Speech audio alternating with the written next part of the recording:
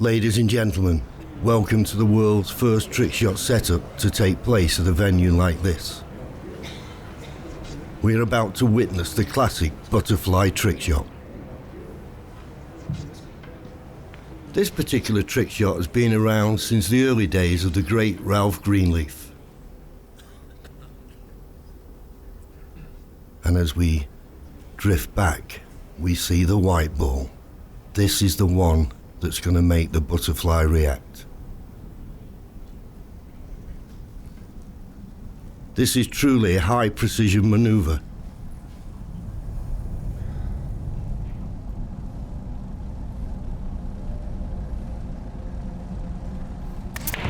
That's the shot, and what a shot indeed. This is truly groundbreaking, 137 feet underground.